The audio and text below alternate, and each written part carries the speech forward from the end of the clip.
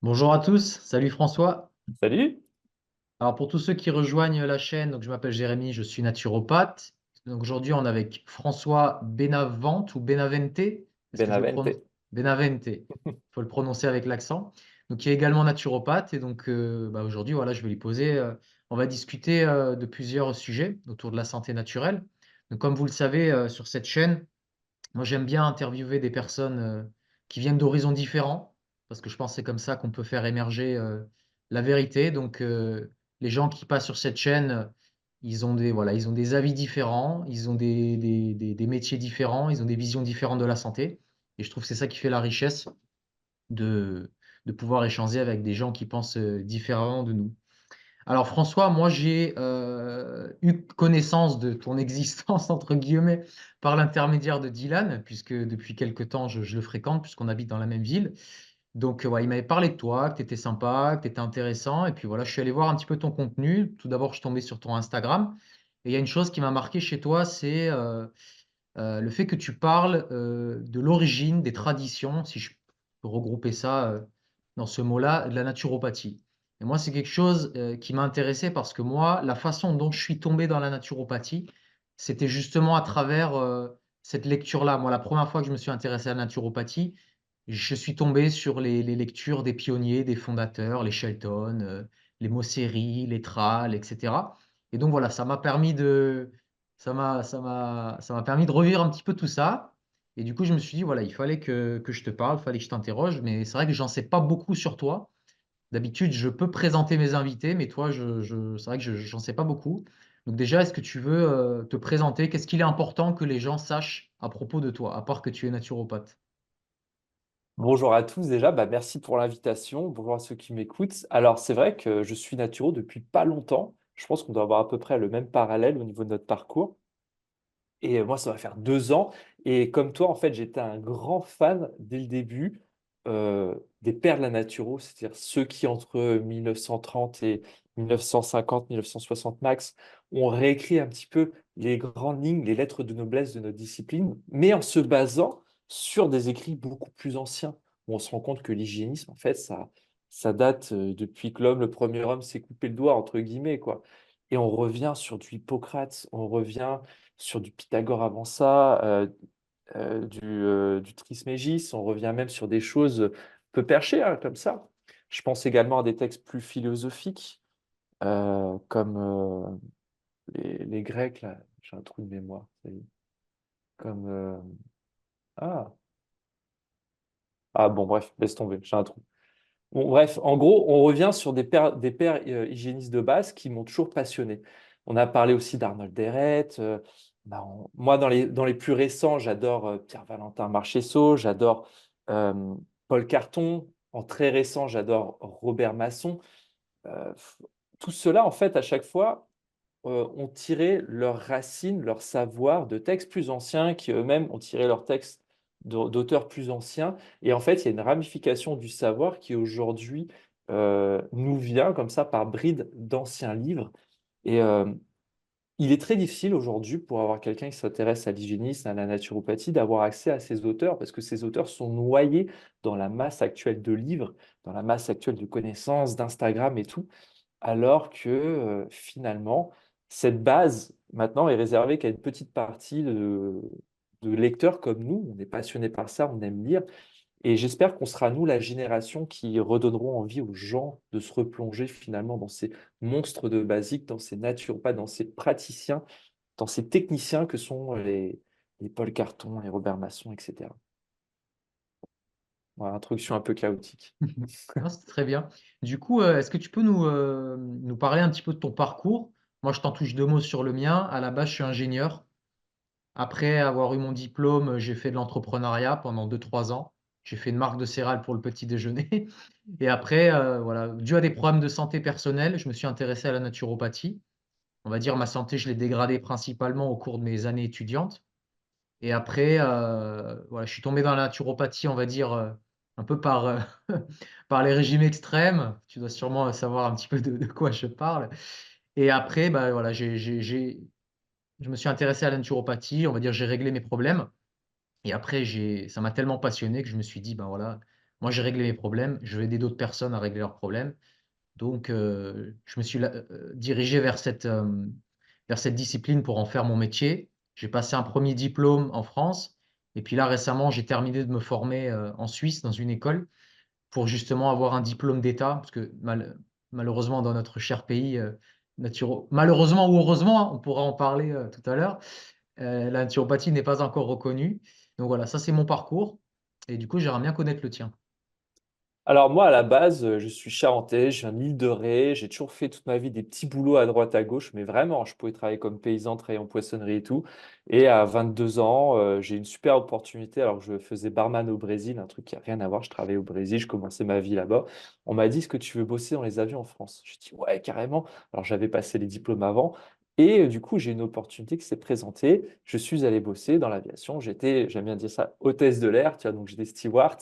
Et j'ai fait ça pendant 10 ans. Et puis, ma compagne de l'époque était tombée malade, fibromyalgie. Alors, le mot tomber malade est bien sûr une hérésie quand on est naturopathe, mais c'est juste pour avoir un style de langage. Elle avait développé une fibromyalgie. Et j'ai fait comme tout le monde, j'ai tapé le nom de cette pathologie sur Internet, sur YouTube, et je suis tombé sur des super vidéos, Thierry Casanova qui en parlait. Et du coup, j'ai juste fait quelques pas vers cet hygiénisme pour elle. Et en lui demandant même pas un dixième des conseils de Thierry, et on s'est rendu compte que ça marchait du tonnerre, quoi. Et après, je l'ai fait pour d'autres potes qui avaient d'autres pathologies. Puis j'ai commencé à acheter des livres de muscu pour moi, déjà, pour me passionner par rapport à ça. Et la muscu t'entraîne vers la diététique, puis la nutrition, puis l'hygiène de vie, puis la biologie. Donc tu te rends compte que plus tu creuses, plus tu t'orientes vers quelque chose. Et au bout d'un moment, je me suis dit, bon, l'aviation, c'est sympa. J'étais devenu formateur au sol. C'était assez cool, hein, comme métier. Je m'en suis pas du tout lassé, mais je me suis dit, là, il y a une vocation qui s'ouvre, alors on va reprendre les études.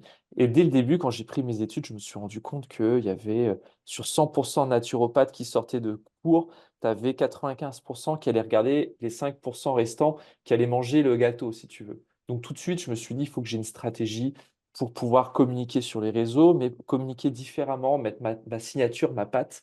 Et c'est là, en fait, où j'ai voulu amener les gens vers une de mes passions. C'était vraiment les livres anciens, ce savoir ancestral qu'on retrouve avec Sénèque, le gars que j'arrivais pas à trouver tout à l'heure, par exemple, ou Pythagore ou autre, Claude Bernard, des auteurs vraiment oubliés. Et j'ai commencé du coup à en parler à chaque fois avec des petites slides où on voit des dessins, des petits dessins, des thématiques old school et tout. Et ça a plu. Et mon Instagram a monté comme ça. Et maintenant, là, je me motive depuis 2 ans à écrire un truc sur les pères de la naturopathie, où je les cite tous un à un suivant la période. Alors, j'ai pas terminé d'écrire, je pense que j'en ai encore pour au moins un an, mais j'ai hâte que ça sorte, quoi. Voilà, je m'éclate. Et aujourd'hui, je donne très peu de consultations. Je donne très peu, je fais des suivis, surtout au mois, mais je garde mon temps finalement à l'écriture. J'essaie vraiment d'avancer dans mes écrits, quoi. D'accord. Ok, très bien. Tu organises des stages ou tu as d'autres activités à côté Alors non, je fais pas de stage, je pantoufle pas mal, effectivement. Non, non, j'ai une autre activité où je fais apporteur d'affaires, ça c'est moins fun. Je prends des personnes dans la santé, en fait, et je leur négocie des partenariats avec des grosses sociétés. Donc on est toujours dans la thématique du naturo game, du naturo business. Ouais, Mais là, c'est juste la casquette business, parce que là-dessus, je suis pas mauvais non plus. C'est vraiment deux moyens de gagner sa vie qui sont vraiment dissociés, quoi. ouais. Voilà, et c'est vrai qu'effectivement, je prépare des formations, mais je prends le temps. J'ai pas envie de me presser, j'ai envie que ce soit bien fait, bien référencé. Et quand on voit comment un livre peut prendre des années à être écrit, Hmm, faut pas être pressé. J'ai pas envie de lancer des formations, tu vois, qui vont être consommées au bout d'un an et rejetées après, ça m'intéresse pas. hmm.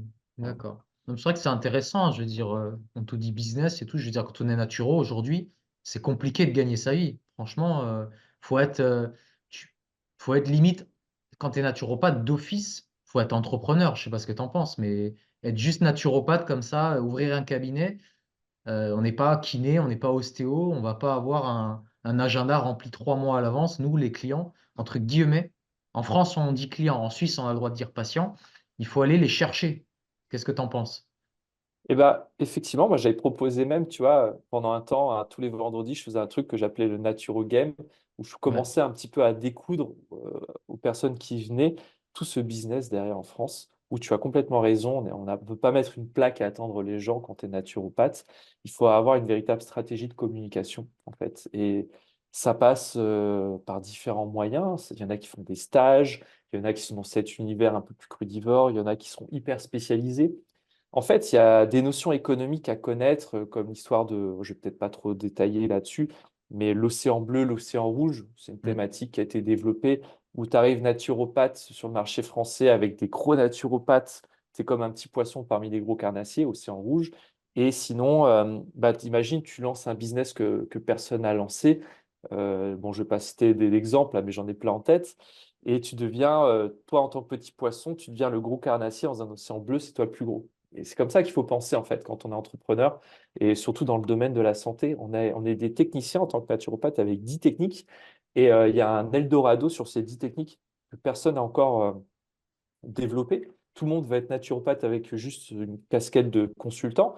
C'est la pire des erreurs, en fait. C'est-à-dire qu'une fois que tu as ton diplôme de naturopathe, bah, à toi, finalement, de trouver ton océan bleu parmi les 10 techniques. Ça, c'est la vraie stratégie quand on est naturo. Voilà. Ouais. J'espère que ça aidera des gens, tiens, ce petit Ouais, raisonnement. totalement d'accord. Alors du coup, tu as parlé de crudivore tout à l'heure, tu as dit le mot.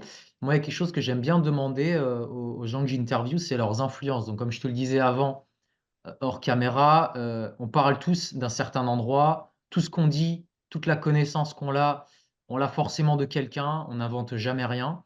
Moi, je cache jamais mes influences sur mes vidéos, par exemple. Je suis rentré un peu dans le monde de la naturopathie, comme beaucoup de gens avec les vidéos de Thierry Casasnovas. Après, forcément, je suis parti vers tout ce qui est végétarisme, alimentation vivante, alimentation crudivore et tous les auteurs très connus qu'il y a autour, ben, Dr Morse pour ne pas le citer, par exemple, Norman Walker, des personnes comme ça. Et puis après, bon, comme beaucoup de monde, je n'ai pas envie de dire comme tout le monde parce que ce serait rentrer dans un dogmatisme, mais comme beaucoup de monde, je me suis cassé la gueule. Et voilà, j'ai découvert un peu un nouveau monde avec toutes les approches aujourd'hui qu'on qualifie d'ancestrales. Donc après, si tu vas du côté anglo-saxon, tu vas trouver la communauté low carb, tu vas trouver la communauté keto, carnivore. Donc là, pareil, il y a plein d'auteurs, je ne vais pas tous les citer. Et à côté de ça, voilà, on a les naturopathes français, on a la tradition. Moi, je me suis intéressé par exemple à Mosseri. Je te parlais tout à l'heure du livre Les lois de la nature vivante, qui moi, est un livre qui m'a profondément formé dans ma philosophie de concevoir la santé. Parce que moi, à la base, je suis ingénieur. Donc j'ai fait maths sup, maths spé, et j'ai toujours aimé comprendre le monde à travers le langage des mathématiques et de la physique, comprendre les lois qui nous gouvernent. Et c'est vrai que quand je suis passé à la naturopathie, j'étais perdu. Tu vois, j'étais comme un poisson dans l'eau, dans la physique et les maths. Et je suis arrivé dans la biologie, dans le monde du vivant, et je me suis dit, mais elles sont où les lois? Elles sont où les lois qu'il faut respecter? Et je retrouve un peu dans les fondateurs hygiénistes cette tentative de formaliser les lois de la biologie et du vivant. C'est pour ça que j'ai beaucoup apprécié ce livre. Et pareil, il y a pareil quelque chose qui m'a beaucoup influencé ces dernières années, c'est la Primal Diet. Peut-être une diète dont tu as entendu parler, qui a été créée par un Américain qui s'appelle Von der Planitz. Non, Et ça me parle pas. c'est un mec j'ai trouvé beaucoup de similitudes avec les fondements hygiénistes, mais avec une approche un petit peu différente. On pourra en reparler tout à l'heure. Donc voilà, ça c'est un petit peu mes influences à moi. Et moi, je voulais connaître les tiennes. Ah, non. Alors déjà, pour rebondir sur ce que tu as dit, effectivement, on peut retrouver un côté un peu plus cartésien, une partie de l'hygiénisme dans les écritures, parce qu'il y avait beaucoup de docteurs, beaucoup de savants, des chercheurs. Par exemple, je prends Georges Lakhovsky, docteur Kilian, le professeur Denham Herman. On a des super noms finalement. La bioélectronique de Vincent, Claude Louis Vincent, c'est un ingénieur. On a des gros noms finalement qui ont permis un petit peu de rationaliser quelque chose, un art qui n'est pas forcément palpable, qui est le nôtre finalement. Parce que moi, je reprends la définition de la naturo pour beaucoup de gens, je vais vous donner la mienne. Pour moi, la naturopathie, c'est un enseignement replaçant l'individu au centre de ses besoins physiologiques et naturels. Alors, essayez de rendre ça cartésien. Et c'est vrai qu'on a 10 techniques. Et les 10 techniques vont englober finalement les premiers symptômes que tu vois, finalement, est-ce que tu tousses, tes rides, les premières marques finalement de cette toxémie, et le problème, le cœur de base que tu viens, ta maladie. Mais moi, je ne vois pas la maladie, je vois vraiment l'ensemble des non-respects du loi du vivant. Donc c'est une notion très botanique, entre guillemets, l'idée de la plante un petit peu qu'on vient mettre de l'eau, du soleil, une terre avec un bon pH pour faire de la santé et non mettre de l'engrais. Donc là, c'est juste pour replacer le cadre pour les gens qui nous écoutent. Euh, Moi, j'aime bien une citation, du coup, pour répondre à ta question, de saint Thomas d'Aquin qui dit: «Je crains l'homme d'un seul livre». C'est-à-dire que euh, souvent, tu as eu des profs peut-être comme ça. Moi, j'en ai rencontré des gens, ils te parlent que d'un auteur. Ils te parlent que d'un auteur. Et moi, en Ouais. cours, je me disais, putain, il n'arrête pas de me mettre en avant du Shelton, du Shelton, du Shelton. Mais il y a pas que ça, finalement. Et pendant mes classes en naturo, à chaque fois que j'avais un auteur cité, j'allais acheter le livre. Donc à chaque fois. Ou je me le procurais ou je le piratais en PDF, même si c'est pas bien. Je me suis retrouvé du coup à avoir plus de 300 PDF en livres et à plus d'une centaine de livres physiques. Et puis après, j'en ai racheté d'autres et d'autres et d'autres.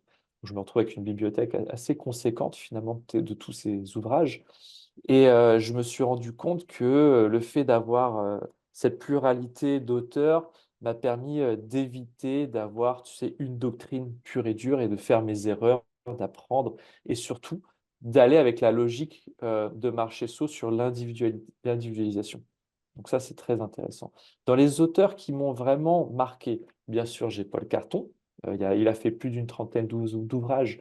Il y en a actuellement qu'un seul qui est trouvable à la FNAC, alors qu'il y en a une trentaine qui sont oufissimes. Parce qu'en fait, le point commun entre Paul Carton et pourquoi je mets la casquette? Paul Carton comme ça et comme Pierre-Valentin Marchesso, c'est que les deux, en fait, se sont fait un petit peu historiens de tout ce qui s'est passé avant eux et ont montré qu'ils n'avaient pas spécialement créé quelque chose, mais qu'ils allaient tout simplement faire une super synthèse de ce Mm. qui a été mis en avant. Donc, ils ont Ouais. fait un travail mais remarquable. C'est pour ça que si vous débutez dans l'hygiénisme ou la naturopathie, commencer par des auteurs de base comme Pierre-Valentin Marchesso ou Paul Carton, c'est vraiment ce qui va vous faire gagner en termes de... Vous allez profiter un petit peu de la vision de gens beaucoup plus sages. Être un géant, être un nain sur les épaules des géants. C'est complètement ça quand vous prenez un livre de Pierre-Valentin Marchesso. Et à chaque fois, Pierre-Valentin Marchesso citait un concept et citait un auteur, moi j'achetais l'auteur. Même si des fois je mettais 200 euros dans un ouvrage d'occasion, hein. Parce que souvent, les vrais ouvrages de base, Ouais. c'est de la vente aux enchères. Ouais. Pareil pour Steiner, les livres américains de Bernard Jensen, par exemple, en iridologie, Iridologie. Ouais. c'est vite très cher. L'ouvrage de base de la bioélectronique de Vincent, quand vous voulez l'acheter en format papier, bah, c'est pareil, c'est 300, 400 euros parce que c'est de l'ouvrage d'origine, quoi. Ça vaut une blinde. Toi, tu m'as dit tout à l'heure Robert Morse. Alors, il y a une réédition, il y a l'édition rouge, il y a l'édition verte. Quand je l'ai acheté, j'étais pas assez mature, en fait, pour comprendre vraiment les fondations vitalistes. Je sais pas si ça se dit. Ouais, la fondation vitaliste qu'il y a derrière cet ouvrage, qui est assez incroyable. Après, sur le plan diététique, nutrition, moi, ce qui m'a beaucoup influencé, c'est une citation de Pierre-Valentin Marchesso et surtout le non-dit qu'il y a là-dessus. Il dit: «L'homme est un animal tropical fait pour vivre de loisirs et d'une alimentation végétarienne». Ça veut dire, en gros, que si tu travailles assis sur ton cul sur une chaise et que tu es en plein dans le nord de la France, ton alimentation ne va pas correspondre à l'alimentation végétarienne. Et il continue en disant: «Il y a des aliments de tolérance comme les produits carnés, les produits céréaliers qui permettent de pallier au labeur, pallier au travail, pallier à la thermorégulation. Et donc, ces aliments de tolérance qui ont aussi du coup une production de mucosité pour les produits céréaliers et de produits relativement acides pour les produits carnés, sont finalement nécessaires quand on a un mode de vie comme le nôtre. Et il n'y a qu'à voir, par exemple, sur Instagram. Je vois, par exemple, la majorité, pas tous, la majorité des végétaliens, véganes qui sont en France, qui travaillent et tout difficilement, eh ben, ils ont le regard en 16 neuvième, ils sont assez pâles, ils n'ont pas trop d'énergie. Je parle au bout de 3 4 ans, pas au bout d'un an, au bout de 3 4 ans Mm. de végétalisme. Il y a quelques exceptions parce que j'ai rencontré quelqu'un d'incroyable, un végétalien qui vit dans le nord-est de la France, Tommy the Chef, par exemple.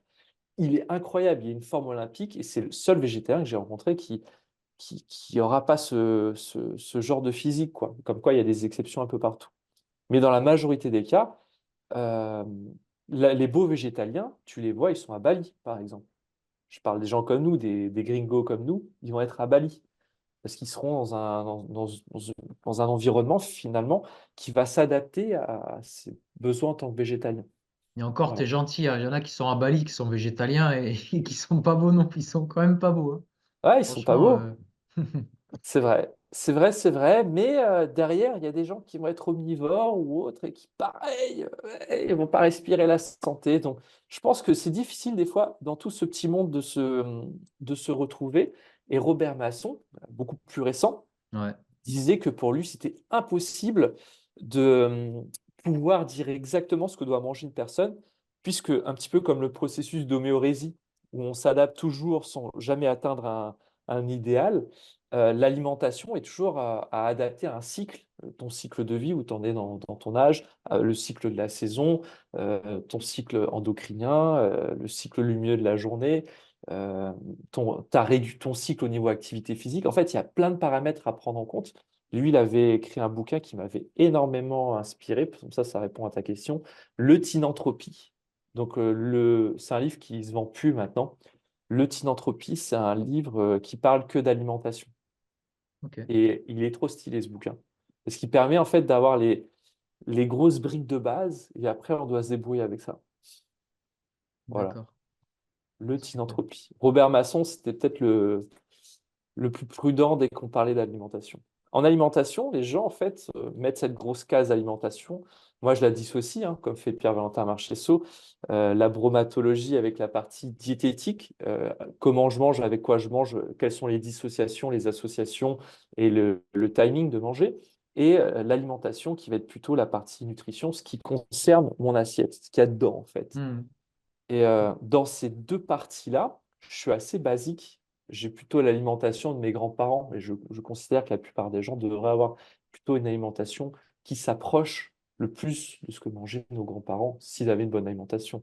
À savoir un bon tiers de ton assiette avec des fruits et légumes qui correspondent à ta saison et des trucs qui ont été ramassés dans moins de 24 heures. Ça, pour moi, c'est très important. Je ne parle Hmm. pas des fruits et légumes qui vont être sur l'étalage du magasin bio. Je parle vraiment de quelque chose d'extrêmement vitalogène. Il y a un ingénieur, Simonton, André Simonton, qui a écrit un livre là-dessus qui est remarquable, qui montre un petit peu la radiovitalité en une mesure qui s'appelle les angstroms, donc une sous-unité hertzienne des aliments. Une fois que ta salade est cueillie, 24 heures après, 48 heures après. Et on voit vraiment une courbe qui se casse la gueule. Ça, pour le coup, je trouve ça exceptionnel. Pour moi, la partie alimentation, dans ton tiers de fruits et légumes de cru, ça doit comporter des choses extrêmement vitalogènes. Et après, il y a bien sûr à ce côté brique de base où j'ai des protéines, où j'ai des glucides, où je ne rationalise pas en fait ma pensée, parce que si je rationalise avec des portions, c'est là où j'ai le plus de chances finalement d'être dans le faux, mais être plutôt à des grandes lignes directrices suivant mes envies, basées sur mon biofeedback du moment.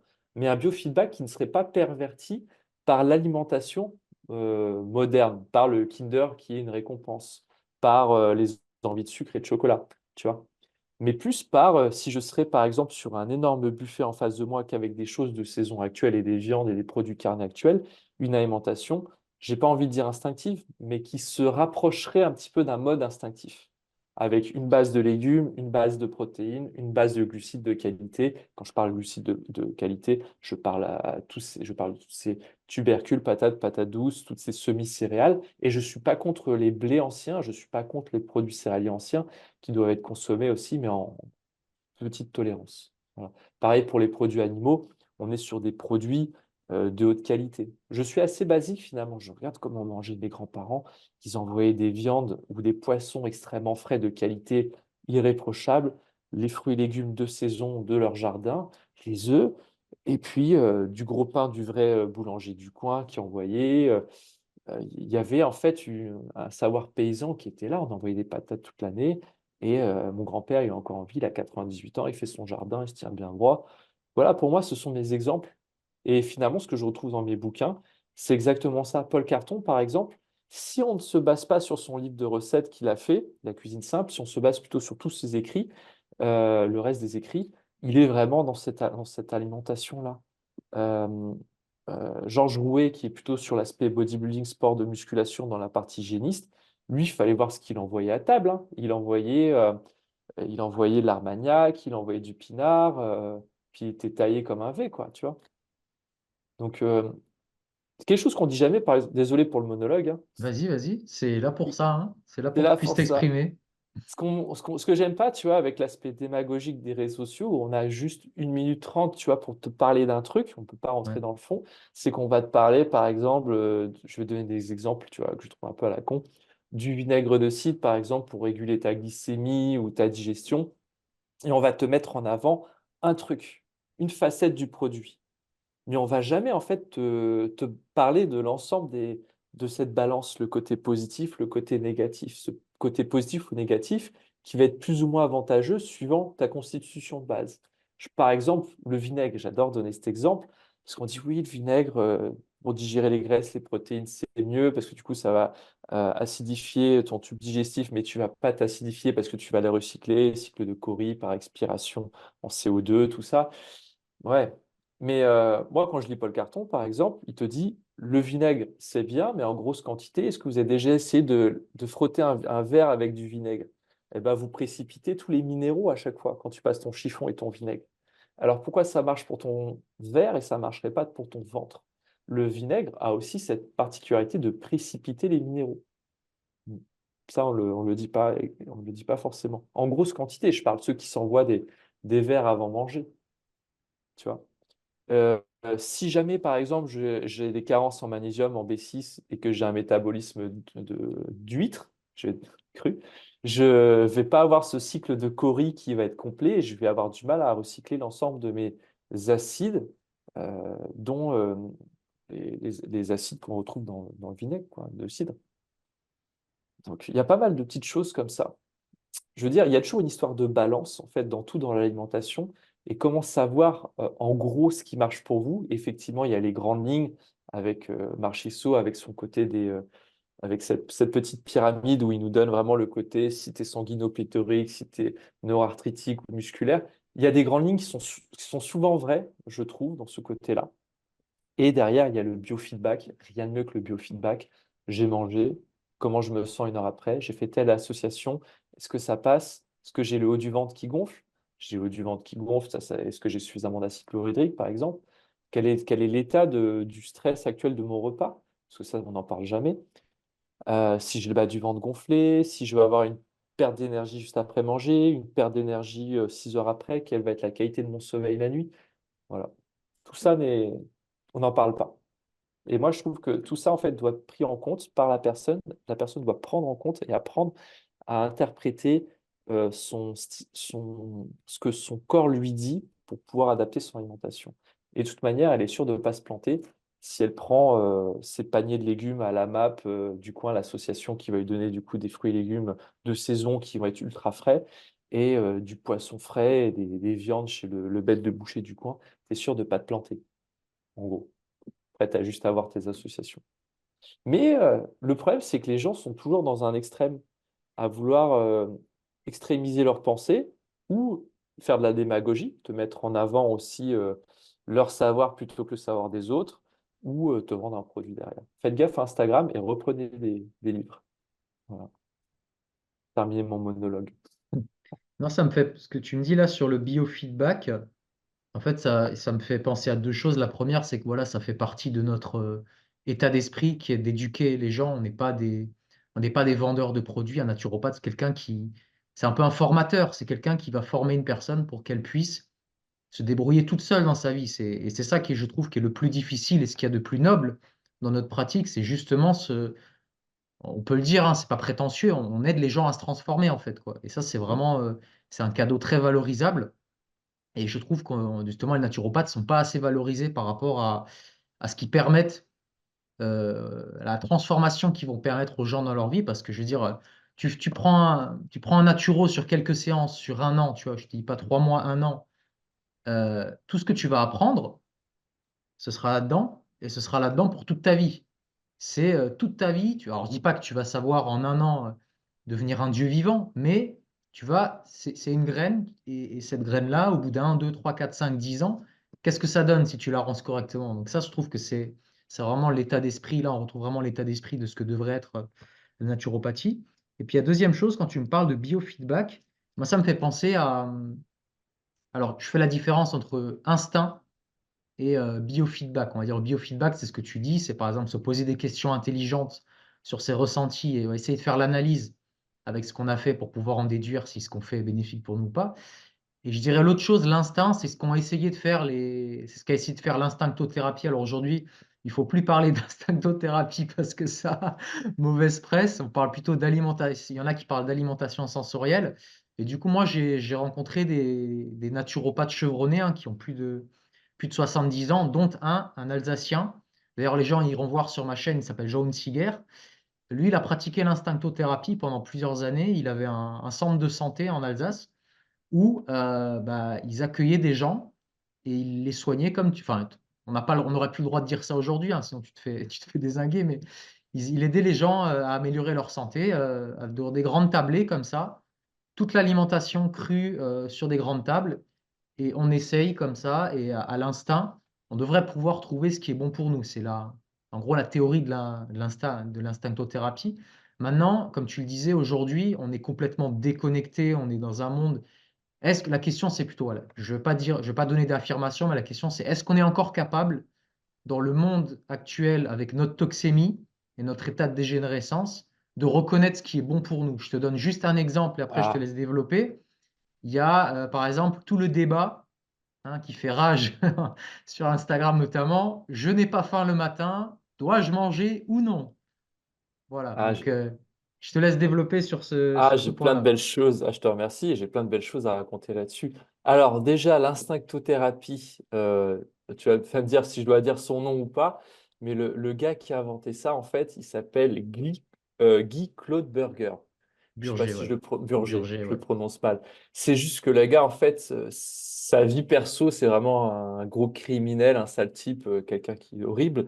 Mais en fait, l'idée même de imaginer d'avoir là tout de suite une grande tablée avec tout ce qui pousse, aller dans votre région à 500 km à la ronde, tout ce qui est capable de pousser, avec les meilleurs produits du terroir, les meilleurs produits carnés, mais pas les produits transformés. On parle de produits très peu transformés. Normalement, c'est pas transformé du tout. Alors moi, je suis plus tolérant. Je veux dire, avoir un steak, tu vois, je veux dire, je suis assez tolérant là-dessus.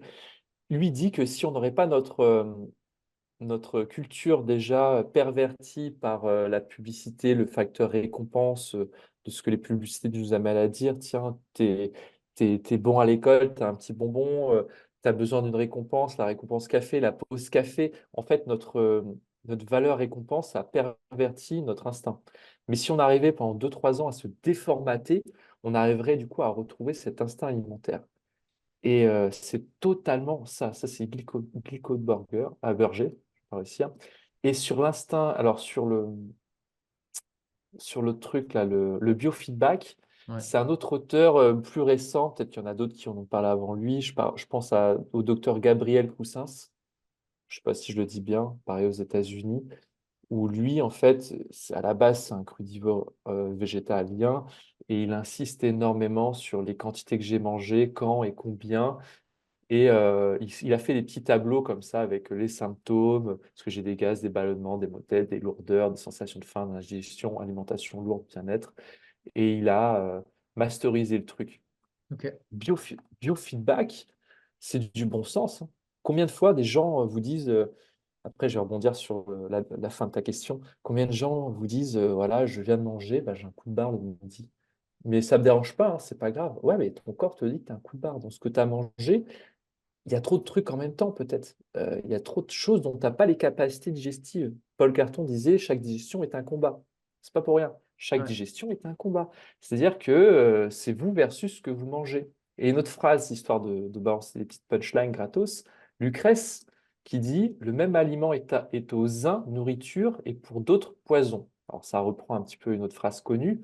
Hmm. Euh, Typiquement, moi, j'adore le lait, par exemple, mais je suis incapable d'en boire. Si j'en bois, je sais que je vais patauger dans la choucroute. Je vais avoir une fatigue mentale incroyable. Mais Ok. incroyable. Voilà. Dommage. J'adore ça. Je Dommage. digère pas trop mal, Ouais. mais je sais que ça passe pas. Et Ouais. on a comme ça des biofeedbacks. Des fois, ça peut être des biofeedbacks liés à une petite pathologie. Moi, je sais par exemple que j'ai un petit développement d'une bactérie qui va très bien, tu vois, et que j'ai de père en fils, que j'ai par rapport à un terrain acide et tout.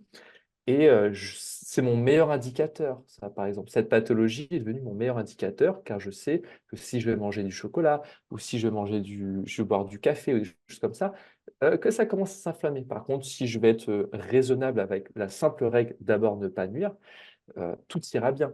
Dès que je me remets à transpirer, que je pars dans un pays chaud, je fais des saunas, ça va mieux. Dès que j'arrête de travailler derrière un ordinateur 8 heures par jour à très peu respirer, et donc à m'acidifier, Mm. ça va mieux aussi. Voilà. Ok. Et pour reprendre du coup la thématique que tu m'as donnée, des gens nous disent oui, mais j'ai pas faim le matin, donc mon biofeedback me dit j'ai pas faim le matin. Alors c'est ça qui est intéressant, c'est que souvent les gens qui te disent ça, c'est souvent des grands no-arthritiques, longiligne, fins, comme vous, comme toi, comme moi, qui sont vraiment bien couverts, ils n'ont pas les mains chaudes du tout, ils thermorégulent super mal, ils n'ont pas une digestion d'enfer.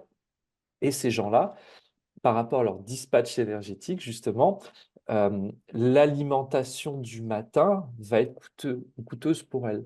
Et typiquement, ils préfèrent aller enchaîner leur journée, travailler et ne pas s'encombrer d'une digestion le matin pour être plus performants. Il y a ça. Puis ils n'ont pas faim. La faim ne vient pas. Et ils ont ce penchant naturel à ne pas avoir faim le matin, ne pas avoir une grosse appétence pour les protéines, ne pas avoir de l'appétence pour tout ce qui est sportif, musculation, fonte. Par contre, aller courir ou pas de problème, ou marcher. Et ce ne sont pas des gens du matin en règle générale, ce sont plutôt des gens du soir, qui le soir ont vraiment euh, le cerveau qui se débride, quoi, qui vont avoir plein d'imagination et autres. On retrouve souvent ce type de personnes. C'est rare quand on a quelqu'un qui n'a pas faim le matin et qui n'a pas ce genre de schéma-là. Longiligne, neuroarthritique, on verra jamais un mec type Gérard Depardieu ne pas avoir faim le matin. Je sais pas, regardez autour de vous, ça n'existe pas, quoi. C'est très rare. Donc, demander une forme de jeûne intermittent chez quelqu'un qui a le physique de Gérard Depardieu, ça lui va être beaucoup plus coûteux que quelqu'un comme toi et moi, par exemple, typiquement. Et ça se vérifie. Moi, le matin, je suis capable de ne pas manger, mais je ne le fais jamais. Et du coup, qu'est-ce qui arrive? Si vous faites un jeûne intermittent, que vous êtes neuroarthritique, pendant 1 an, 2 ans, vous allez vous sentir mieux, vous allez perdre du poids, peut-être que vous allez avoir des petits soucis à régler votre repas du soir, mais globalement, ça ira bien. Et petit à petit, vous allez commencer peut-être à prendre de la bouée, enfin, du gras autour du ventre, à pas savoir comment manger, à être perturbé sur votre dernier repas du soir, à vous coucher plus tard, parce que vous allez peut-être moins être capable de moins manger le soir. Ça dépend des gens. Et être beaucoup plus fatigué au bout de 2 ans, 3 ans. Parce que du coup, le fait de vous écouter vers votre penchant naturel, qui est ce qu'on appelle le neuroarthritisme, vous pousse à devenir un peu plus neuroarthritique, un peu plus à être chez vous, à travailler intellectuellement derrière un ordinateur ou sur votre téléphone toute la journée, sans sortir dans votre canapé. Le froid, ça va pas être pour vous. Euh, s- Typiquement, si on doit écouter votre nature, vous allez petit à petit, comme ça, basculariser vers le neuroarthritisme.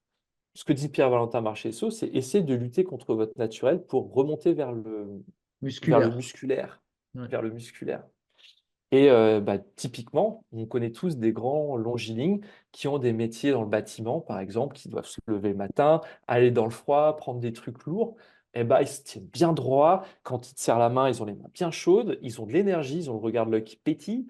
Et ils vont pas, du coup, ils vont aller à l'encontre de leurs envies, mais aussi dans le sens d'une amélioration de leur propre nature. De l'autre côté, mon Gérard Depardieu, si je le fais jeûner le matin, si je lui fais un peu plus de HIIT, Height Intensity Training, si je lui fais faire par exemple une diététique ou des monodiètes le soir, des choses comme ça, ben, je vais lui faire bénéficier, par exemple pour le jeûne intermittent, du complexe moteur migrant qui va nettoyer son intestin, de sa régulation de sa glycémie avec euh, l'insuline, le glucagon, alors que le neuroarthritique, lui, va plutôt subir cette baisse de la fonction glandulaire, typiquement. Il va avoir une baisse de la fonction thyroïdienne, une baisse de ses surrénales, sur le long terme, je parle, et pas chez Ouais, tout le ouais. monde. Ça reste quelque chose de général, tu vois. Et alors que le sanguinopléthorique, lui, sa fonction glandulaire est tellement élevée que ça ne va pas se voir, il ne va pas le sentir. Donc, en fait, à chaque fois que vous apportez un outil diététique, comme une grosse trousse à outils avec des outils spécifiques, cet outil diététique va répondre finalement à une personne en face de vous. La personne a-t-elle les mains chaudes? Pour moi, c'est le meilleur indicateur. la thermorégulation. Si votre métabolisme est élevé, toutes les formes d'outils diététiques chroniques, jeûne intermittent, intéressantes. Par contre, votre métabolisme est nul, bah déjà, pensez à le remonter en ayant une stratégie de réathlétisation avec la musculation. Et de deux, orientez-vous plutôt vers des jeûnes de type 24-48 heures, comme faisait Paul Carton, qui lui était un grand neuroarthrétique. Voilà. Et il faisait une fois par an ou deux fois par an un gros jeûne bien long de 14 jours, 5 jours, 14 jours, et puis après 21 jours, suivant les besoins et sur les capacités. Voilà. Donc, aller à l'écoute finalement de ses faiblesses, c'est pas bien, mais aller à l'écoute de son biofeedback qui nous oriente à écouter les bons symptômes, c'est bien. C'est difficile de faire la part des choses, hein. Complètement difficile.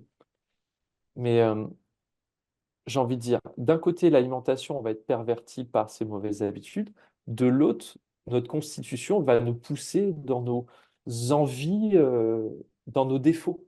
Et c'est Ouais. difficile de faire la part des choses si on n'a pas cet enseignement-là. Donc, ouais, écouter son corps, mais le comprendre.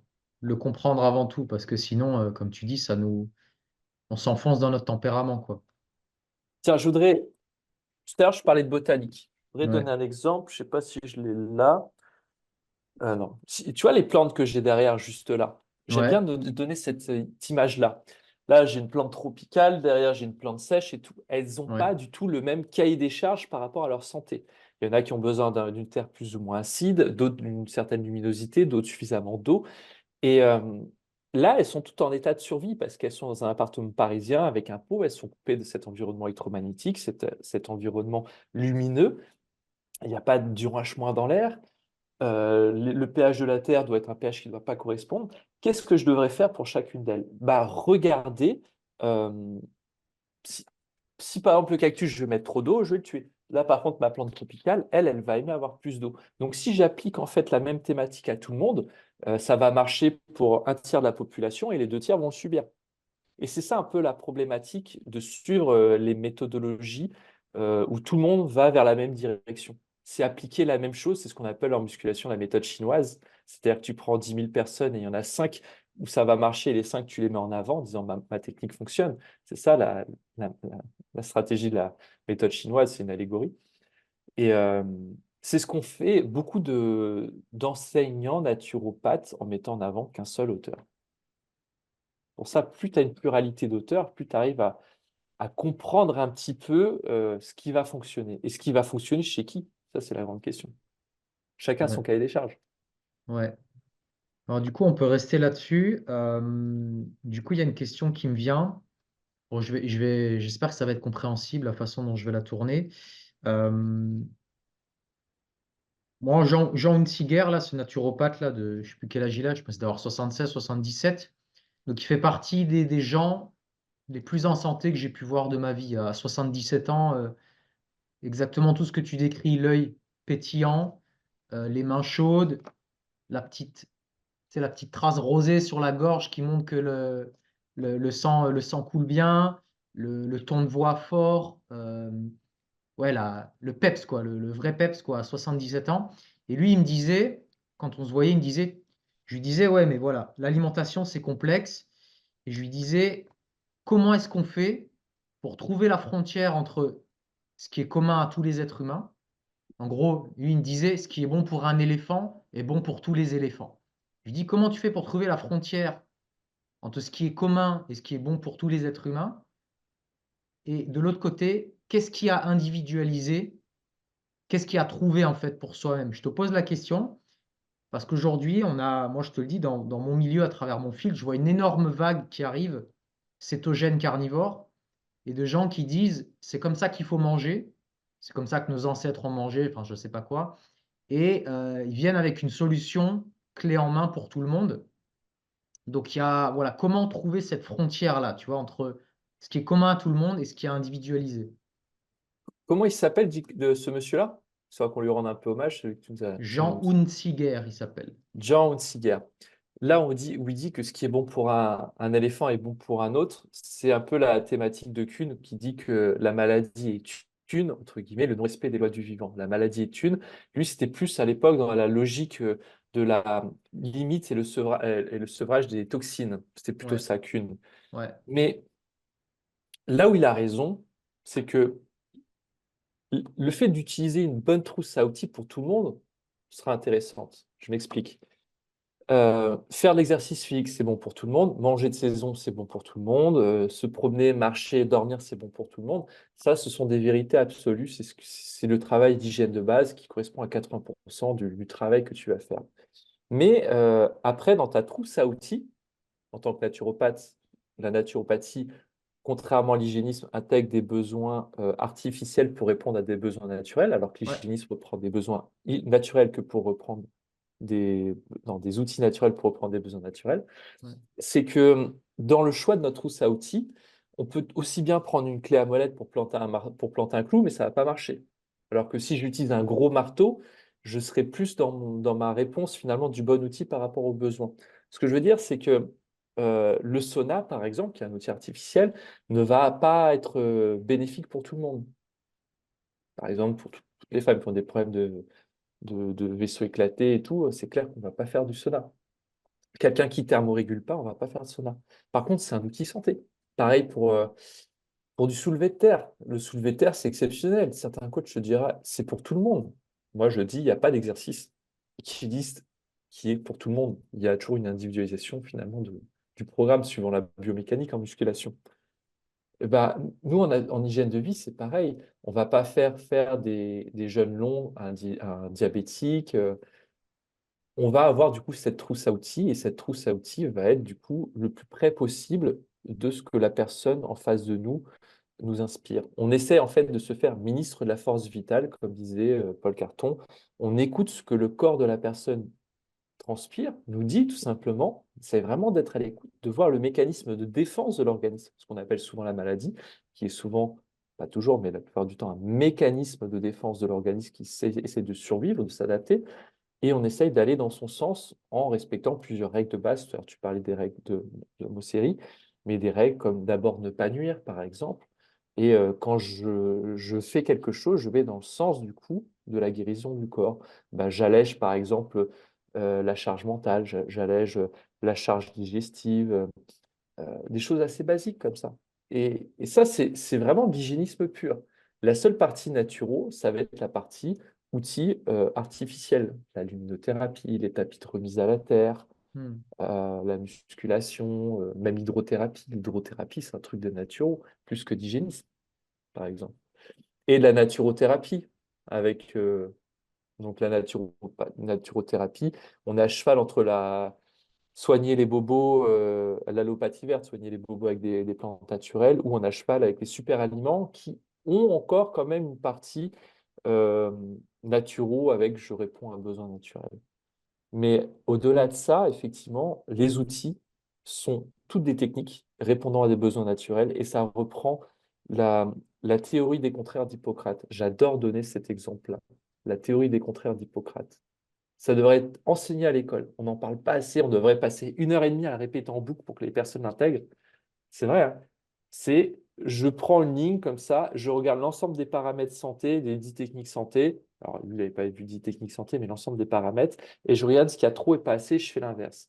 Hmm. Tu dors pas assez, dors plus. Tu manges Hmm. trop, mange moins. Tu vas passer dehors, va plus dehors. Au contraire, Hmm. tu travailles trop, essaye de travailler moins. On est en Hmm. fait sur une régulation pour vraiment euh, répondre plus à tes besoins d'un côté et d'alléger le plus ce dispatch énergétique de l'autre. Et là, tu fais de la santé. Ça, c'est vraiment la casquette du technicien hygiéniste naturopathe d'aujourd'hui.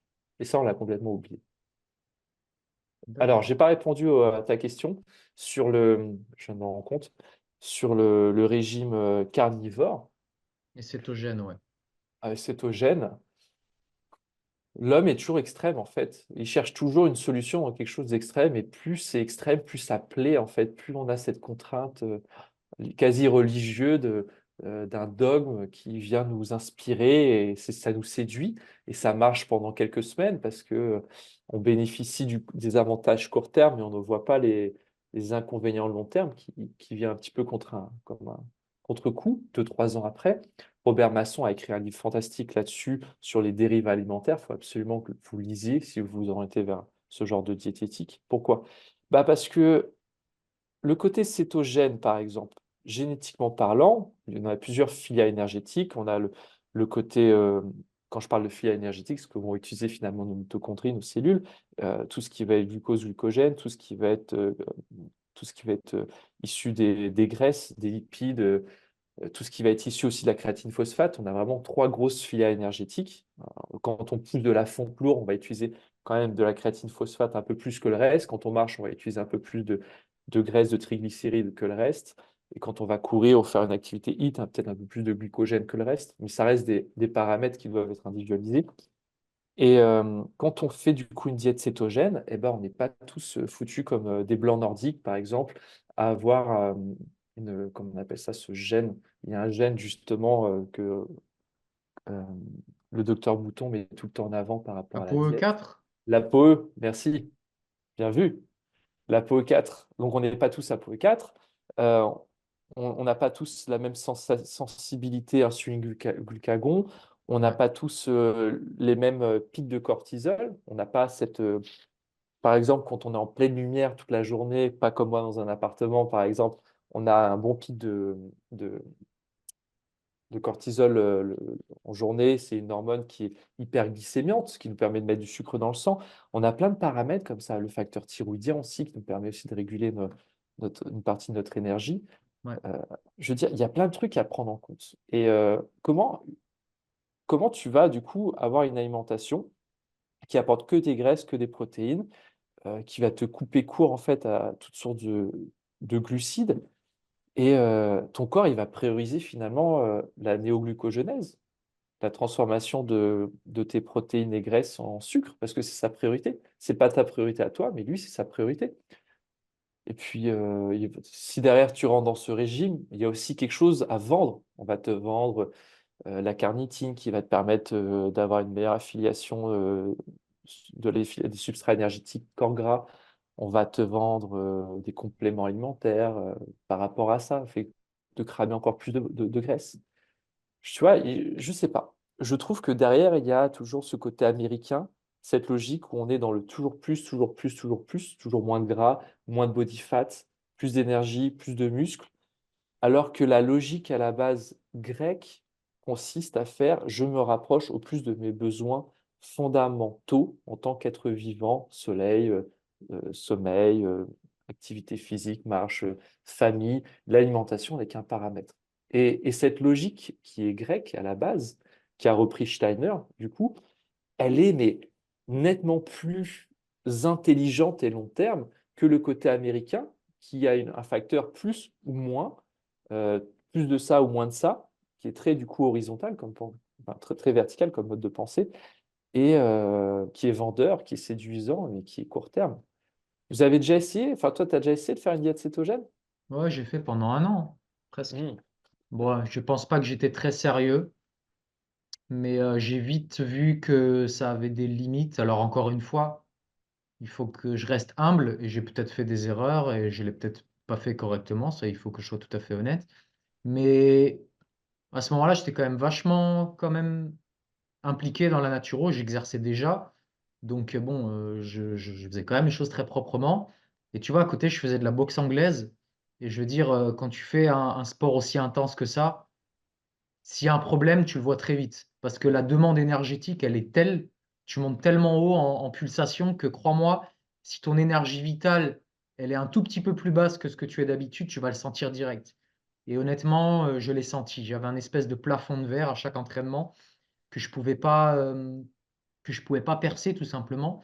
Et puis je commençais à m'endormir 1 heure plus tard que d'habitude. Donc je m'entraînais le soir.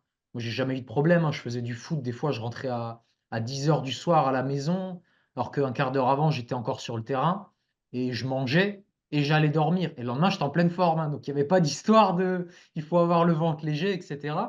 Et là, en allant à la boxe, en faisant le cétogène, j'ai commencé à mettre une demi-heure, 45 minutes, 1 heure pour m'endormir le soir. Tu vois, comme si mes hormones n'arrivaient pas à se calmer. Trop de cortisol, peut-être trop d'adrénaline, etc. Alors peut-être que c'est parce que je vieillis, hein, j'en sais rien, mais pour moi, c'était le signe qu'il y avait quelque chose qui allait pas. Tu vois ce que je veux dire? Moi, j'ai essayé, puis pareil, les barres de musculation, j'avais plus de force. Je faisais 30 minutes de muscu et les 30 minutes qui suivaient, j'avais plus d'énergie pour mes barres, quoi. Ouais, Puis au niveau alimentation, tu te rends compte que tu manges 3 fois trop de produits carnés, quoi, quand tu es sur ce genre de régime cétogène. Les produits carnés, effectivement, tu en as besoin pour ta balance oxydative, aussi pour tes briques de base, pour tes neurotransmetteurs, tes hormones. Mais la dose fait le poison. Tu n'en as pas besoin non plus des quantités astronomiques. Je veux dire, moi, personnellement, ça m'arrive une fois par mois ou deux, enfin, une fois par mois, c'est un peu trop. Allez, une fois tous les 3 4 mois, je mmh, regarde sur 24 heures, tu vois, j'utilise une application, je regarde juste par curiosité mes macros. ouais, Personne ne te dit de faire ça en naturopathie, hein, mais ouais, je le fais par curiosité. Et juste, je vois à peu près si j'ai évolué ma moyenne. Je sais que je mange très gras, mais je sais que mes protéines, en règle générale, je ne suis pas au-delà de maximum 1,6 g par kilo par poids de corps. Tu vois, j'en fais 87, 88. ouais, Je ne suis pas au-delà de ça. C'est déjà beaucoup, tu vois, je trouve. OK. Euh, et si je m'acidifie, bah, c'est peut-être pas forcément un problème de protéines chez moi. C'est plutôt un problème de ce que je transpire suffisamment, mon diaphragme, ma respiration. Et encore une fois, en fait, ces régimes ne sont jamais mis en relation avec l'ensemble des autres facettes de santé. L'expiration du CO2. Pour moi, par exemple, la vraie problématique d'une acidose, ce sera est-ce que ton diaphragme bouge suffisamment pour avoir suffisamment de VO2 pour extirper ces CO2 et recycler, par exemple, aussi tes métabolites intermédiaires. Il y a pas mal de choses qui sont essentielles. Est-ce que ta peau transpire? Il y a des gens, ils ne transpirent pas ou ils ont une transpiration localisée. On sait qu'un litre de sueur, c'est l'équivalent de 4 litres d'urine en termes d'élimination d'acide. Ça vient de Salmanov, docteur Salmanov qui disait Ouais, ça. Salmanov. OK. Et, et pour moi, en fait, ces problématiques d'acidose sont plus importantes que le régime carné. Quelqu'un qui se pointe, qui n'a pas de marqueur d'acidité, de petits points noirs, tu sais, de points d'acidose ou de sensations chaud-froid au niveau de la bouche, ou des points noirs, ou une fatigue XXL, ou l'incapacité de ventiler, par exemple, après un exercice. Ça peut être le faire aussi, tu me diras. Mais ça, c'est un des marqueurs. Et ben, finalement, le fait de manger plus de viande, je ne parle pas d'une diète cétogène, mais de manger plus de viande sera moins problématique. L'ApoE4, par exemple, il y a des gens qui vont être proches du régime cétogène, mais le régime cétogène, de toute façon, c'est ma trousse à outils, c'est un outil que j'utilise pour une période limitée. Exemple simple, cétogène. Je fais une compétition de bodybuilding, je suis à 10% de masse fat et je veux viser le 7%. Je veux gagner 3%, tu vois. Donc je suis dans un objectif compète, tu vois, ou Ouais, 5%, je sais pas. Je veux avoir le fameux aspect, tu vois, le peau extrêmement décuté ouais, ouais. pour voir la définition. Bah, le régime cétogène va être exceptionnel, mais ça va être exceptionnel sur allez, 3 semaines, un mois, tu vois, Mmh. avant, même moins que ça, 3 semaines avant le podium. Ouais, ça, je veux bien. Je sais pas, je vais te donner d'autres exemples. Je suis dans une compétition où je vais faire du coup l'ultra trail et puis je veux me baser à fond sur la filiale graisse, tu vois. Pourquoi pas? On est dans un objectif compétition, pas un objectif santé à chaque fois. Ça va être un très bon outil. Dans certaines pathologies, effectivement, il y a sclérose en plaques, il y a plusieurs pathologies comme ça qui sont mises en avant sur les bénéfices santé du régime cétogène. Je veux bien, mais est-ce que derrière, j'aurais d'autres études qui iraient montrer qu'en intégrant, tu vois, des glucides de bonne qualité à charge glycémique basse, j'aurais pas des meilleurs résultats, tu vois. Et puis, il y a régime cétogène avec une palette entière de légumes, et il y a régime cétogène, comme le font beaucoup de gens, à juste se gaver de viande. Ce qui nous amène du coup à ta deuxième question, le régime carnivore. Alors, ce qui est marrant, c'est que le régime carnivore, c'était déjà connu en 1910, 1920. C'était déjà méga à la mode, en fait, le régime carnivore. Il y a eu une période comme ça, il y a plus d'un siècle. Paul Carton en parle. Il en parle, le carnivorisme et tout. Alors, quand j'ai vu ça, j'ai halluciné. Je me suis dit, comme quoi, on n'invente plus rien, tu Ouais, vois. ouais. Tout a déjà été testé. Puis, on est revenu. Puis, lui, il nous montre une expérience assez intéressante. Tu en as peut-être déjà entendu parler. Il faudrait que je te retrouve le nom du mec qui a fait ça. C'était dans une école à l'époque de. Alors, c'est pas le carton qui en parle, c'est le docteur Berthollet, où il nous montre des élèves qui ont mangé pendant 3 semaines exclusivement de la viande, et de l'autre côté, une alimentation végétarienne. Donc, on est sur deux opposés encore une fois. Et ce qu'ils font, ils font un micro-prélèvement d'un petit bout de viande, et puis ils vont regarder au microscope les vasovasorum, les microcapillaires.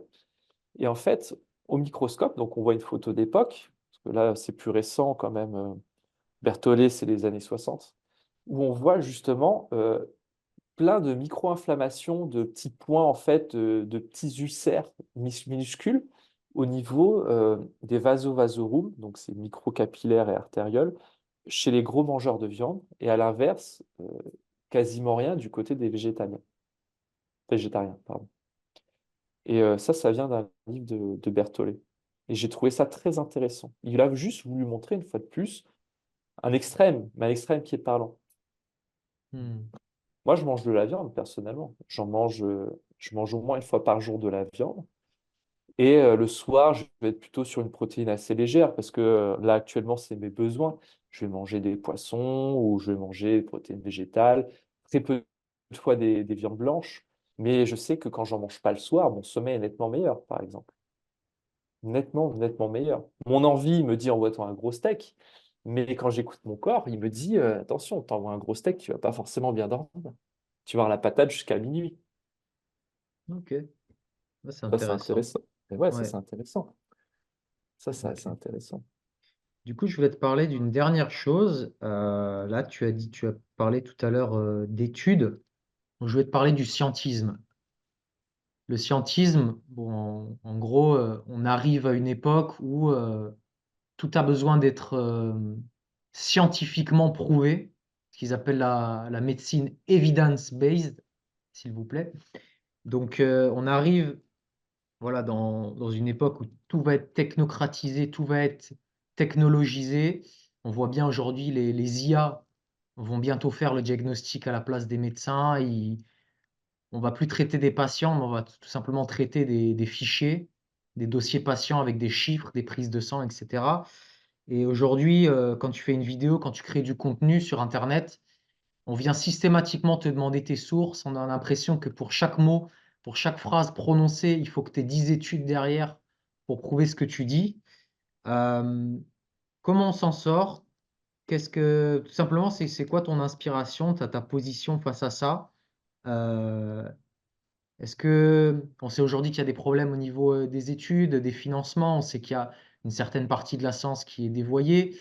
Euh, comment on se démêle? Comment est-ce qu'on peut encore faire confiance à la science aujourd'hui? Tu vois, je sais tellement, c'est un sujet vaste, je sais même pas quelle question te poser pour clairement délimiter le sujet, mais je vais te Bah, laisser avec ça.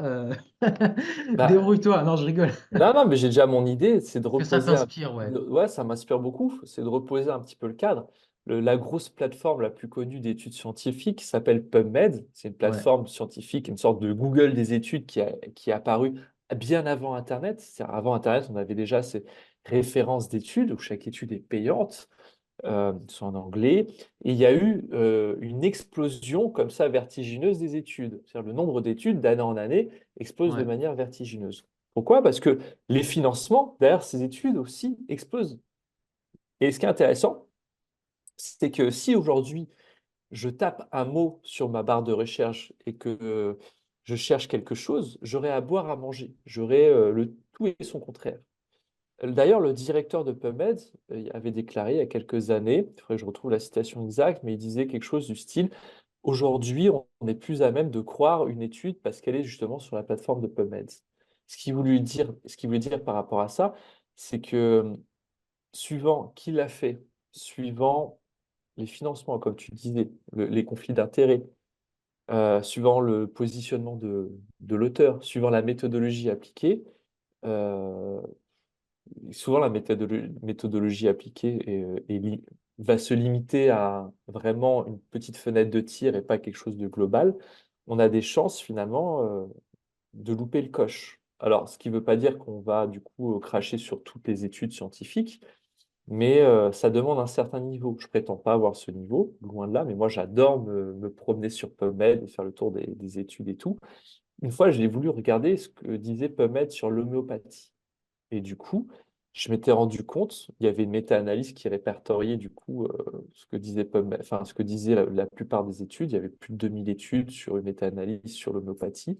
Et en gros, il y avait un tiers qui disait c'est bon pour ta santé, un tiers qui disait c'est mauvais et un tiers on ne sait pas. C'était à peu près ça, quoi. Et je m'étais rendu compte par rapport à l'homéopathie que suivant comment moi je souhaitais me positionner, je pouvais te trouver une étude qui te montrait que l'homéopathie ça marche pas et une autre qui mettait en avant le fait que c'était encourageant, que ça marchait et tout. Et donc suivant mon positionnement, je peux être complètement malhonnête, prendre une étude et mettre en avant quelque chose que j'ai envie de mettre en avant. Déjà, ça c'est le propre de PubMed.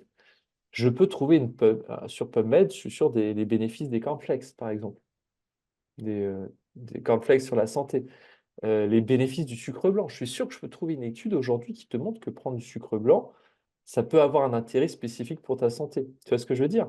Mm. Donc, le scientisme, en fait, le syndrome de la blouse blanche, aujourd'hui, nous amène à couper comment dire, Bon sens? notre bon sens, notre sens critique, à dire, ah bon, il y a une étude derrière, c'est bon, j'ai pas besoin de creuser plus.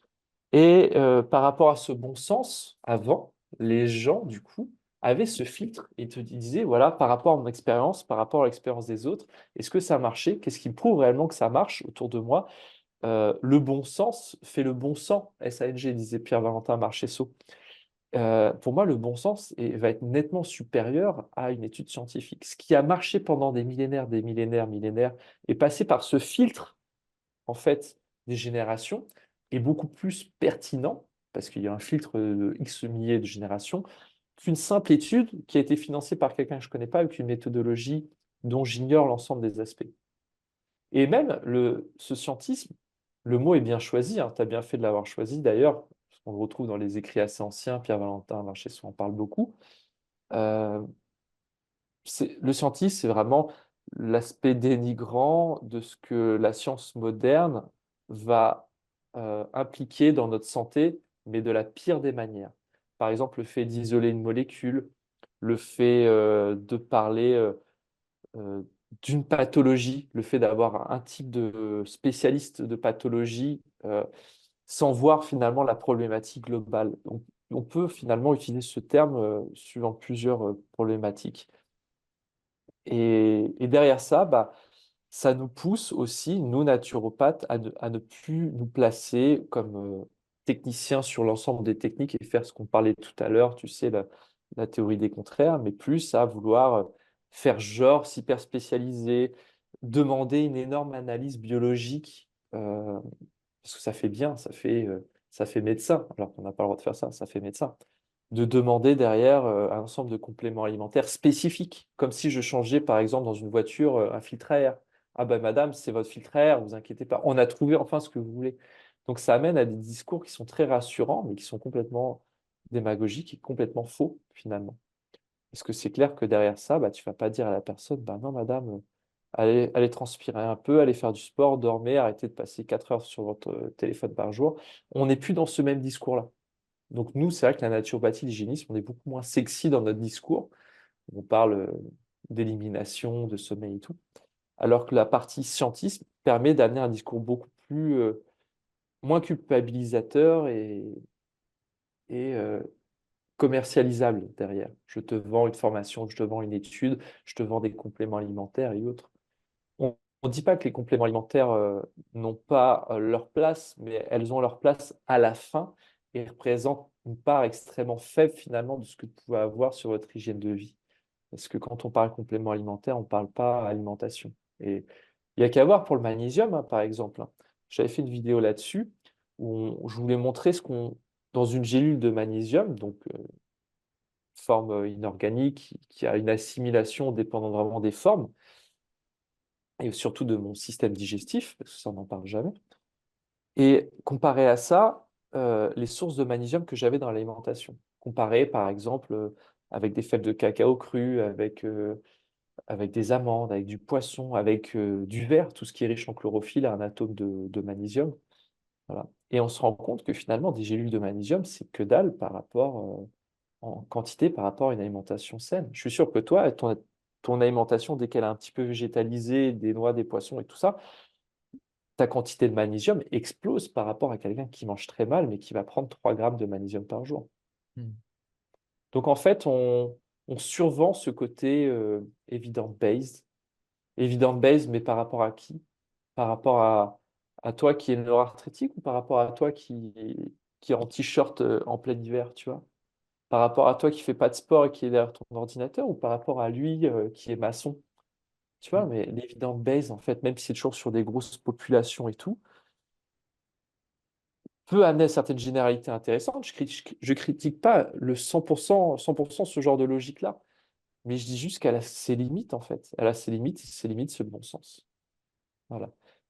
Tu vois, c'est comme les calories. Les calories, c'est un petit peu la préhistoire du evidence-based sur le fait d'avoir du coup une rationalisation des macronutriments par rapport aux besoins physiologiques. Historiquement, les calories, ça nous vient de Atwater, donc, qui était le premier à avoir une notion de nombre par rapport à la production d'énergie des locomotives. Comment monter 1 litre d'eau 1 degré, c'est ça à la base la calorie. Et on a voulu, après cette première ère industrielle, rationaliser le nombre de calories qu'il fallait pour un employé de bureau ou quelqu'un qui travaillait à l'usine ou qui travaillait à la mine. On a Mm. voulu rationaliser l'ensemble. Ça marche en partie. Ça marche en partie parce qu'effectivement, il y a des grandes lignes pour le travailleur, il y a des grandes lignes pour les mecs derrière le bureau. Mais le- ça, c'est limite. Ça, c'est limite. C'est ta forme du jour, ta digestion du jour. euh, L'ensemble de ce que tu as mangé, le vivant, en fait, ne s'applique pas à quelque chose de mécanique. Quoi qu'il en coûte, quoi qu'on en veuille. Non, je vais peut-être pas utiliser ce terme, quoi qu'il en coûte, on va le bannir de notre vocabulaire. Et moi, par exemple, je mange beaucoup et ma prise de poids, mon énergie ne dépend pas des calories, mais finalement de l'ensemble de ce que je vais apporter dans l'alimentation. J'ai fait une vidéo il n'y a pas longtemps sur une plante sauvage où je montrais en fait l'ensemble des phytonutriments qui se trouvaient dans cette plante-là, qui ne sont pas forcément bien étudiés, qui vont au-delà des vitamines. Ça va être des polyphénols, ça va être des types comme ça d'antioxydants végétaux et qui aura un impact sur un ensemble de gènes. Et c'est actuellement étudié, c'est que scientifiquement, on a des études qui vont montrer que telle molécule qui va se trouver par exemple dans la plante telle masseron, une plante sauvage, aura un impact sur mon inflammation, un impact sur mon microbiote, un impact sur ma régulation de ma glycémie. On a des études là-dessus. Donc aujourd'hui, ce qui est intéressant aussi, le bon point des études scientifiques, c'est qu'elles viennent pour une partie, rejoindre le bon sens paysan. C'est-à-dire qu'avant, dans les années 80, avant les années 80, quand quand tu broutais des pissenlits, tu passais pour un demeuré, tu vois. Alors qu'aujourd'hui, eh ben, pissenlit, tu vois qu'il y a des études qui te montrent que ça va être bon pour la détox hépatique, la détox rénale, il va y avoir des antioxydants, que ça aura un impact. Un peu comme une partition de musique sur un ensemble de tes gènes qui vont répondre à cette partition de musique. Je donne l'exemple de la partition de musique, parce que c'est typiquement ça. Nos gènes, c'est jamais un gène qui réagit, c'est une combinaison de gènes qui réagit à une réaction. D'ailleurs, tu vois, tout à l'heure, on parlait d'ApoE. Je trouve marrant, ça va être une petite critique que je vais faire, et ça va permettre aux gens d'ouvrir un petit peu cette pensée. Je trouve marrant qu'en Europe, on va toujours dire, ah, j'ai tel ApoE, j'ai le DIO2, j'ai tout ça, j'ai ça. On parle d'un gène, donc, conclusion, je suis ça. Aux États-Unis, quand tu regardes les analyses génomiques, c'est toujours une combinaison de 8-9 gènes avant d'arriver à une probabilité.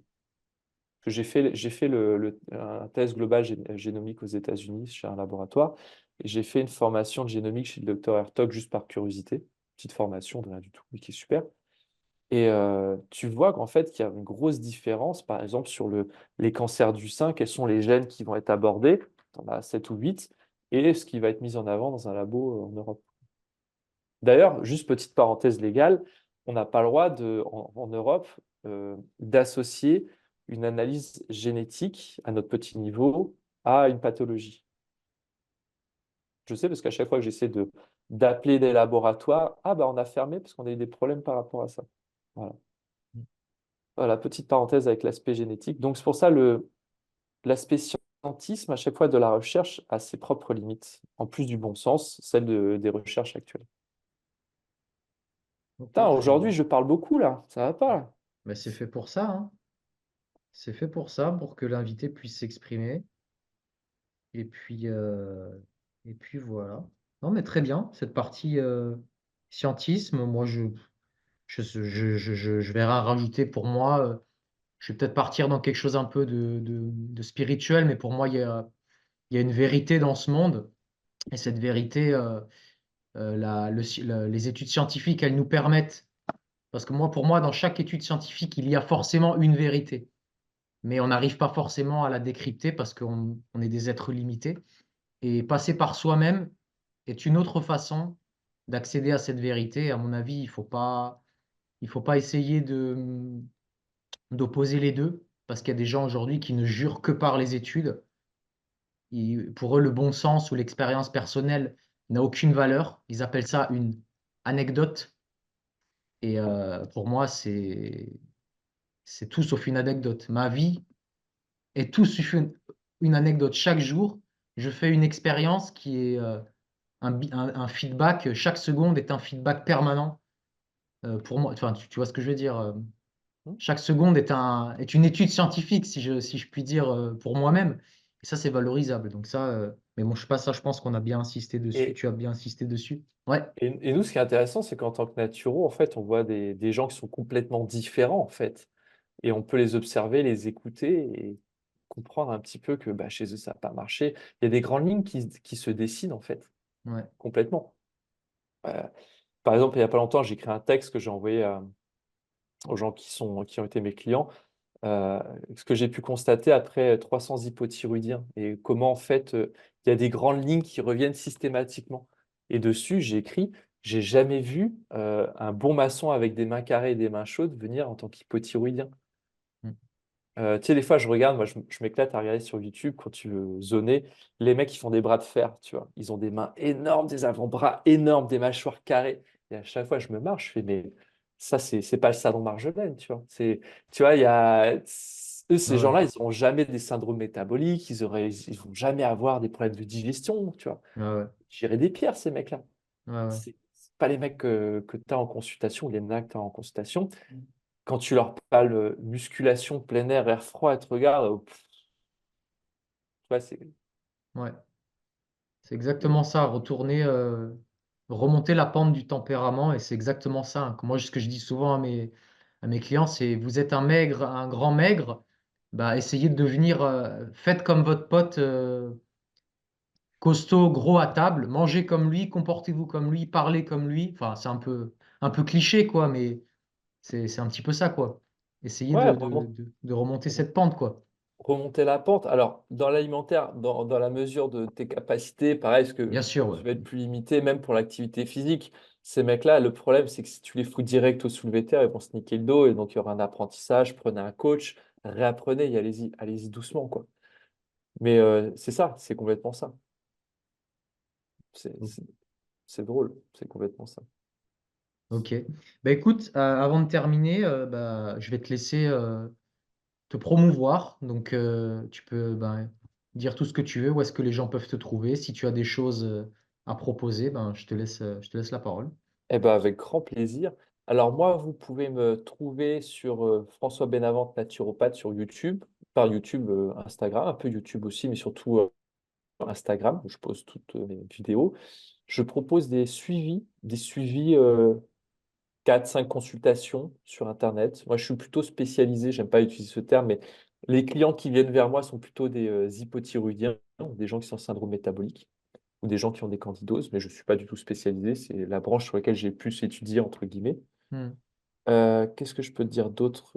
J'ai un site qui s'appelle malibrairie-naturo.com si vous souhaitez retrouver des anciens ouvrages de Paul Carton, Berthollet et tout ça. J'en ai mis quelques-uns en PDF qui sont à un petit prix. Voilà. Et puis venez nous voir sur nos chaînes respectives. Voilà. J'ai envie de vous dire ça. Vous êtes bienvenus. Super. Bah, écoute, il me reste plus qu'à te remercier hein, d'avoir partagé ton temps avec moi, avec nous, et au plaisir de te revoir. Eh ben, avec plaisir. À bientôt. À bientôt à tous. Salut.